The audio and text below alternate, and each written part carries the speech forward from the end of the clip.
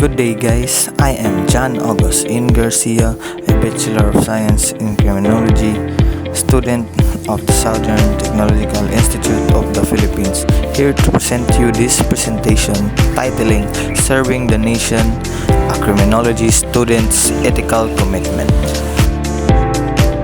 Starting with the key differences between nationalism and patriotism. Okay. So I need to explain the key differences between nationalism and patriotism. Let me start by recalling what I know. Nationalism is often associated with a strong belief in one's country's superiority, while patriotism is more about love and devotion without the superiority aspect. First, I should define both terms clearly. Nationalism emphasizes the nation's interests above others, sometimes leading to exclusionary policies, while patriotism is a positive feeling of pride in one's country. Then I need to compare their core principles. Nationalism might involve comparing the country to others, while patriotism is more about internal pride. And also, nationalism can lead to xenophobia, whereas patriotism is generally a positive but can become extra. Up next is the key provisions of the 1987 Constitution that relate to justice, human rights, and national unity. In human rights and social justice, we have Article 2. The Declaration of Principles and State Policies lays the groundwork for human rights, specifically Section 11 and Section 10. On Article 13 on social justice and human rights, establishes the Commission on Human Rights. On Article 3, the Bill of Rights guarantees fundamental rights and freedoms to all citizens. This includes due process and equal protection, freedom of speech, expression and the press, freedom of religion, and rights of the accused. On national unity and justice, we have Article 8. On the Judicial Department establishes an independent judiciary responsible for upholding the rule of law and ensuring justice. The Supreme Court power of judicial review ensures the constitutionality of laws and action of other branches of government.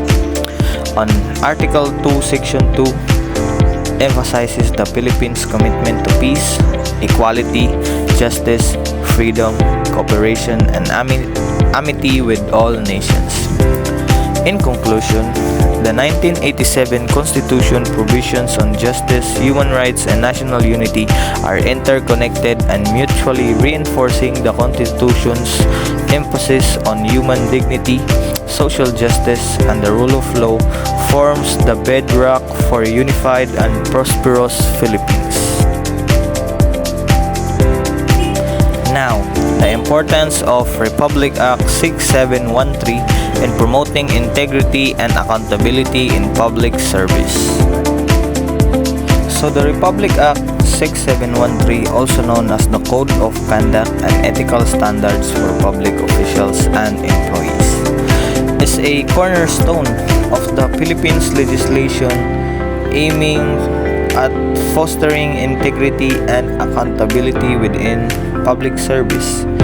Its importance stems from its comprehensive approach to defining ethical standards, establishing accountability mechanisms, and prescribing penalties for violations.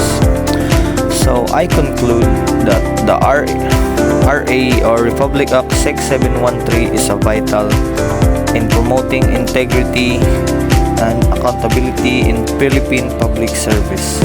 While challenges persist in its implementation, the law provides a crucial framework for ethical conduct, transparency, and accountability, setting the stage for a more just and efficient government. Its continued development and rigorous enforcements are essential for building public trust and strengthening democratic governance in the Philippines. Moving on to the next one is how can this value be applied in law values of integrity, accountability, and service are foundational to foster trust, transparency, effectiveness in both law enforcement and community service. So we have here our actionable strategies drawn from best practices and research. In law enforcement, we have established ethical standards and shared values, promote transparency through technology and oversight, engage communities to build trust, and prioritize training and ethical leadership. While in community service, we have adopt participatory approaches, ensure transparency in reporting, uphold ethical guidelines, and foster collaborative leadership. By embedding these values into daily operations, in law enforcement and community service organizations can build lasting trust, enhance effectiveness, and create equitable outcomes. Moving on, how do you uphold these values in your future career? So as a future law enforcer, upholding integrity, accountability, and service would be a paramount. My approach would be multi-phase, drawing from the best practices and the insights. With integrity and honesty, accountability and transparency, service to community, and continuous learning and self-reflection.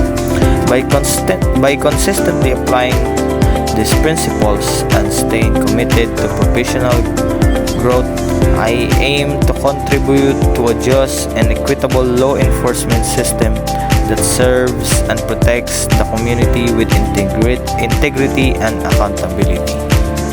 And lastly, your personal commitment to promoting justice and national unity. So as a future public servant, I am deeply committed to foster justice and national unity through action, empathy, and accountability. Justice and unity are not abstract ideals. They demand courage, humility, and relentless effort.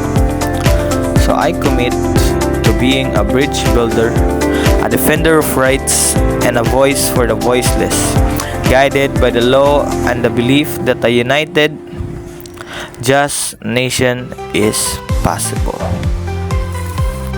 So that marks the end of my presentation. Hope you have learned something from that. And thank you for listening, and see you on the next time.